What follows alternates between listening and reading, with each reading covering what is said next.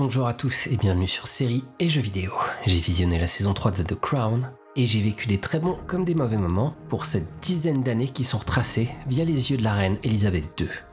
Une bonne ou une mauvaise saison, je vous explique en quelques minutes ce que j'en ai pensé. C'est parti, générique. We looking fresh, stepping in the VIP. Look at us, everybody gonna know this is me. Just so fly like the F-16. They stare with their mouth wide open. Faisons le point 2 minutes parce que les changements entre la saison 2 et la saison 3 sont assez violents, donc je vous explique un petit peu. Commençons d'abord par les trois personnages principaux que sont la reine Elisabeth II, son époux, le prince Philippe, et sa sœur la princesse Margaret.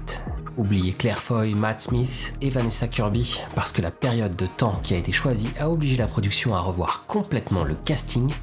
et choisir des acteurs avec un peu plus de bouteilles. Même si la saison ne débute que quelques mois après la fin de la saison 2, cette saison 3 traite d'événements qui se sont déroulés de 64 à 77 et donc en 13 ans, les personnages n'auraient plus rien à voir avec les trentenaires que sont Claire Foy et Matt Smith. Ils sont donc maquillés pour paraître plus jeunes en début de saison et à la fin du 10e épisode, les maquilleurs ont été certainement un peu moins généreux et appliqués. Donc les nouveaux acteurs qui reprennent le flambeau cette année et pour la saison prochaine également sont Olivia Colman qui vient de remporter un Oscar pour La Favorite il y a quelques semaines. Elle interprète une Elisabeth II toujours aussi studieuse et appliquée, mais toujours aussi froide et en manque cruel d'empathie. On ressent dans son jeu ce qui ressortait déjà chez Claire Foy, c'est-à-dire une frustration et une inquiétude de ne pas être comme sa jeune sœur Margaret, à savoir charismatique et un peu plus délurée. Justement, la princesse Margaret, qui était interprétée par une magnifique Vanessa Kirby, est jouée cette année par l'excellente Helena Bonham Carter. On y retrouve la fantasque Margaret, qui sera une des premières victimes de la famille royale à avoir été attrapée par les paparazzi, dans une position assez délicate. L'actrice nous présente une sœur frustrée de ne pas pouvoir jouer le rôle dont sa sœur ne voulait pas, mais qu'elle aurait rêvé d'avoir. Sa vie est un ascenseur émotionnel, avec des épisodes de bonheur, d'excès et de souffrance principalement, à cause de son couple plus que chaotique. De son côté, le prince Philippe est un époux nettement plus rassurant pour la reine, et il assure une position de second plan qu'il avait du mal à assumer à l'époque, mais qu'il aura fini par comprendre et apprécier. Il est interprété par un Tobias Menzies qui a crevé l'écran dans la saison 1 de Terror, et dans Game of Thrones où il interprétait un Edmure Tully qui aura été un des seuls à se maintenir jusqu'à l'épisode final de la série sans même perdre un morceau de lui-même. En tout cas, cette saison sera tout aussi compliquée que la précédente pour un duc d'Édimbourg frappé par une crise de la quarantaine qui va lui faire vivre à lui comme à son entourage des passages assez désagréables. Que ce soit les uns ou les autres, aucun acteur de cette troisième saison ne nous fait ressentir le changement et on a comme l'impression de retrouver des personnages qu'on avait quittés il y a presque 2 ans quand même. Et l'installation de ces personnages à l'écran se fait sans grande difficulté, simplement parce qu'ils ne sont pas seuls et parce que de nouvelles têtes ont également fait leur apparition. J'en reviendrai plus en détail dans quelques minutes, mais Josh O'Connor introduit un jeune prince Charles totalement perdu dans cette famille toxique et Erin Doherty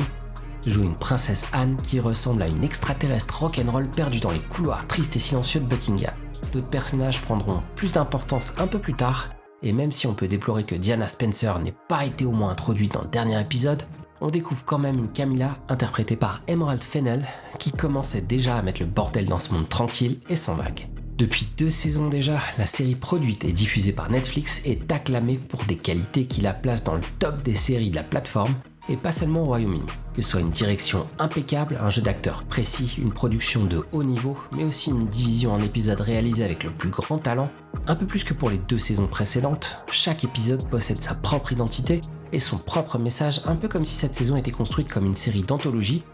mais avec comme fil rouge les souffrances ou les états d'âme de la famille la plus célèbre d'Angleterre et peut-être même du monde. On peut retrouver au fil des 10 épisodes, ou au moins des 7 premiers, parce qu'après on revient un peu plus au centre de la famille et l'Angleterre est un peu mise de côté, ce qui n'est pas forcément une mauvaise idée, mais j'y reviendrai plus tard. En tout cas, la construction est tellement bien faite qu'on pourrait presque regarder chaque épisode indépendamment des autres sans être complètement perdu. Je dirais pas qu'on assiste à 6 ou 7 films indépendants, parce qu'il y a des raccourcis ou des simplifications, mais en tout cas on ressent que c'est l'histoire qui passe en premier, et les personnages qui sont un peu plus en arrière-plan, avec un épisode 7 charnière qui ramène l'équilibre entre l'histoire avec un grand H et l'histoire du prince Philippe en difficulté face à un bilan de vie plutôt négatif. Les paysages sont magnifiques, même si comme ils sont anglais, ils sont toujours un peu plus humides que les autres séries de Netflix, mais le fait de voir des détails de Buckingham ou des autres palais que possède la famille royale fait rêver, même si je plains le personnel qui doit s'occuper de l'entretien ou du nettoyage, parce que c'est une mission qui me poussera à me recoucher immédiatement, tellement il y a de choses à faire. Ajoutez à ça des costumes toujours totalement fidèles à la réalité et qui donnent la classe à Tobias Menzies, tout en faisant ressortir l'aspect chétif du pauvre prince de Galles, et une bande son capable de mixer du David Bowie, du Deep Purple, mais aussi la musique composée par Lorne Balfe, qui est aussi celui qui est à l'origine du magnifique générique de La Croisée des Mondes sur OCS. Retrouvez d'ailleurs mes analyses des 3 premiers épisodes de la série Événements, adaptée de l'œuvre de Philippe Pullman, et qui fait passer le film pour un épisode d'Hélène et les garçons. La musique nous fait donc entrer dans l'univers de la famille royale, dans l'ambiance des années 60 et dans les premiers drames qui auront bouleversé la société anglaise et sa vie politique après la disparition du boss Winston Churchill. Justement, c'est là que je voulais en venir tout à l'heure, c'était déjà un peu le cas dans les 2 premières saisons, mais là c'est carrément flagrant. La saison 3 proposée par Netflix depuis le 17 novembre se présente selon moi, et encore une fois, au moins pour les 7 premiers épisodes, comme une sorte d'almanach des années 60 qui regroupe tous les plus gros événements qui se sont produits en Angleterre ou au Royaume-Uni et l'impact qu'ils ont pu avoir sur la reine et la famille royale, mais aussi sur la société tout entière. Que ce soit la mort de Churchill, le premier pas de l'homme sur la lune, le drame d'Aberfan qui reste le plus grand remords de la reine, ou le discours d'investiture du prince de Galles, tous les événements ont un écho dans la vie de la famille Windsor, et le tournant se fait au 7e épisode, où le regard du réalisateur passe de la grande histoire des manuels à la petite histoire des magazines, avec les incidents qui ont bouleversé cette même famille et qui auront changé la vision qu'avait la société sur des personnages qui sont passés de monuments nationaux à juste des hommes et des femmes capables des plus grosses conneries, mais aussi des actes les plus courageux et les plus emblématiques. Pour tout vous dire, j'ai largement préféré la première moitié à la seconde, parce que je suis pas fan des Voici et autres galas, mais pour moi les 2 étapes étaient nécessaires pour bien mettre en évidence ce qui a changé dans le comportement de cette famille décalée du monde réel et qui n'était pas prête au bouleversement de la société ou de la politique anglaise. J'ai adoré l'épisode sur la mort de l'homme le plus apprécié de l'histoire anglaise et surtout un personnage qui était pour la jeune Elisabeth II à son arrivée au pouvoir l'image d'un père qu'elle venait de perdre et qui lui a permis de se construire une armure et une stature à la hauteur de son rôle de reine d'Angleterre. Les épisodes qui concernent la princesse Margaret et le prince Charles sont aussi très émouvants, et le second m'a presque fait apprécier ce garçon un peu perdu et mal aimé qui aurait été vu plus tard comme le mari cruel d'une Lady Di adorée du monde entier. Et la transition est toute trouvée parce que ce qui fait la série, c'est finalement de nous donner un contexte pour pouvoir ensuite s'attarder sur des personnages qui auront tous été torturés par la vie, par la famille, par des proches, pour essayer de rebondir aussi bien que possible. Et le premier dans cette saison, celui qui est le lien entre les 2 parties de cette période difficile, c'est le prince Philippe. L'épisode qui le concerne plus particulièrement est en même temps un de ceux qui ont coûté le plus cher, un de ceux qui font ressortir le jeu d'acteur exceptionnel de Tobias Menzies, mais aussi un des épisodes qui m'ont le plus ennuyé. Pour tout vous dire, la partie sur la mission Apollo 11 et les premiers pas de l'homme sur la Lune étaient captivantes parce que le parallèle avec la série For All Mankind, qui vient de débuter sur Apple TV+, et dont vous pouvez retrouver mon analyse d'ailleurs, est assez amusant et je connaissais pas tous les détails de cet épisode de l'histoire et justement les petits détails sans importance qu'on y apprend donnent un côté ultra concret et réel à un moment qui est peut-être le plus important de l'histoire de l'humanité. Par contre, je vous avoue que le personnage du prince Philippe est littéralement insupportable parce qu'il est prétentieux, il prend tout le monde de haut, il croit tout savoir sur tout et croit qu'il a raison à chaque fois qu'il ouvre la bouche. J'avais l'impression de voir un sale gosse pourri gâté qui faisait son petit caprice sans s'inquiéter de ce qui se passait autour de lui ou du mal qu'il pouvait faire à tous ceux à qui il parlait. En plus, un prince dans sa situation qui se permet de se plaindre de sa qualité de vie avec en parallèle une société qui commence à survivre plus qu'à simplement vivre, c'était totalement déplacé et choquant. Son retour sur Terre au final et sa tentative de se faire pardonner devant ce nouveau prêtre était en même temps maladroite et agréable à regarder, même si j'aurais bien aimé qu'on lui balance une bonne claque pour le remettre à sa place de petit con insupportable. Mais le père était pas le seul à voir son épisode, le fils aussi, le prince Charles était à la fois introduit en tant qu'adulte et en tant que rebelle de la famille, parce qu'il apportait la passion d'un acteur ou l'incertitude et la fragilité d'un gamin bousculé par à peu près tout le monde à l'adolescence. Comme je le disais un peu plus tôt, jusqu'à aujourd'hui pour moi le prince Charles était ce mec tordu, qui avait traumatisé sa femme en la trompant à répétition et en la traitant comme de la merde, mais j'ai découvert un grand garçon qui était complètement perdu, dans un monde qu'il ne maîtrisait pas et dans une famille incapable de lui donner le 10e de l'amour qu'il attendait. L'un explique peut-être l'autre, et on peut se dire qu'il a renvoyé sur sa femme ce qu'il avait vécu en tant que jeune homme, même si ça justifie rien. Ça l'explique juste un petit peu, peut-être. Et ses études forcées au Pays de Galles avec un professeur qui était littéralement allergique à l'idée d'un prince Galles représentant la mainmise de la famille royale et de Londres sur la vie d'un pays à la recherche d'autonomie, cette cohabitation donne à l'écran un beau moment où le Padawan rencontre son maître Jedi, avec tout ce que ça implique de souffrance et de remise en cause. L'évolution de Charles était logique, et finalement en y repensant on se dit que le professeur a pas eu grand chose à faire pour le persuader de se lever pour une cause qu'il connaissait pas vraiment au départ, vu qu'il lui a donné l'attention qu'il attendait désespérément depuis des années. Comme je le disais, Vanessa Kirby avait proposé un personnage plein de folie, de fragilité, de classe et de beauté dans les 2 premières saisons et j'étais presque tombé amoureux. Autant vous dire que j'en attendais beaucoup d'Helena Bonham Carter. En fait, les 2 princesses Margaret se ressemblent, mais en même temps sont totalement différentes. Déjà parce qu'avec les années, elle pouvait plus jouer le rôle de la jeune ingénue capable de séduire tout ce qui avait un truc entre les jambes,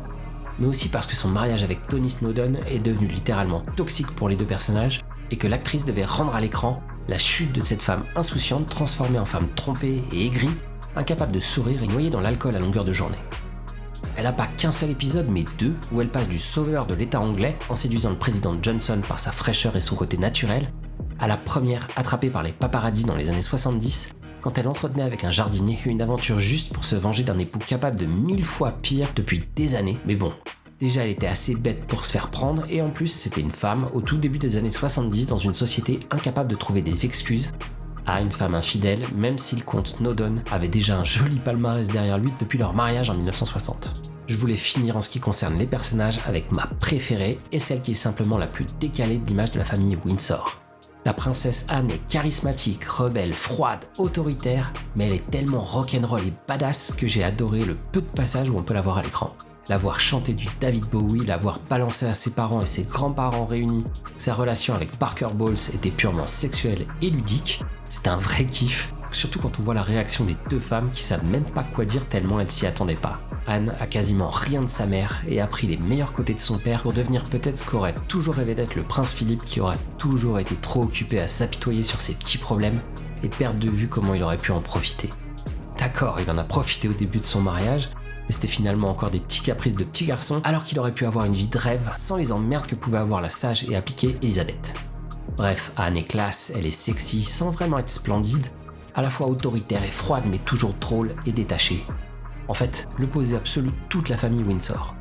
Son personnage devrait logiquement prendre un peu plus d'importance dans la saison à venir, parce que c'est justement à partir de 74 qu'elle connaît quelques épisodes importants et qui pourraient devenir intéressants à l'écran. Pour finir, je vais quand même pas vous dire que cette 3e saison était parfaite, parce que certains moments étaient un peu longuets, et plus particulièrement le 7e épisode qui s'attarde un peu trop sur les détails, et surtout sur les problèmes du prince Philippe qui m'a littéralement saoulé. Je crois que la transition entre les 2 parties de la saison a été un peu compliquée et ça se voit à l'écran avec un ventre mou qui pourra bloquer une partie du public dans un visionnage des 10 épisodes en une seule fois sans pause. Les 3 épisodes qui suivent nous préparent à la saison 4 qui nous fera entrer dans l'époque des scandales de la famille royale, de la princesse Diana, de l'affaire Charles, de l'affaire Camilla, de l'affaire Anne. Bref, un beau bordel qui nous annonce des épisodes assez puissants et assez épuisants pour la pauvre Elisabeth déjà visiblement touchée par les quelques remous de cette fin de saison. Voilà, c'est terminé pour cette semaine. Merci d'avoir suivi la vidéo, j'ai vraiment apprécié cette saison et même si les petites lenteurs qui précèdent les épisodes à scandale m'ont un peu ralenti, j'avoue que j'attends avec impatience la saison 4 et l'arrivée de Diana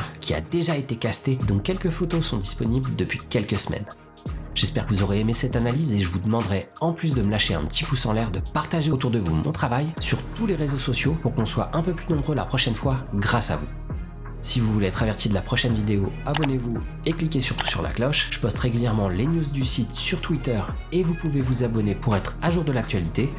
Vous pouvez également me retrouver sur Instagram où je poste à peu près la même chose avec quelques petites stories un peu plus fun. Et c'est là aussi que vous retrouverez le programme à jour des vidéos qui arrivent. Pour aider la chaîne, vous avez mon compte Utip où vous pouvez me soutenir financièrement sans dépenser quoi que ce soit de votre côté. Et enfin Tipeee où vous pouvez me proposer quelques euros pour m'aider à réaliser mes projets dans de bonnes conditions. Merci à vous d'avoir passé quelques minutes avec moi. La prochaine vidéo sera l'analyse de l'épisode 4 de la série À la croisée des mondes, diffusée sur OCS et qu'il faut absolument pas rater. La vidéo suivante sera logiquement mon test de Football Manager 2020 sur lequel je vais passer un bon bout de temps. Je vous souhaite une bonne semaine et en attendant, profitez bien et comme à chaque fois, portez-vous bien, regardez des séries, jouez à volonté et je vous dis à très bientôt sur séries et jeux vidéo.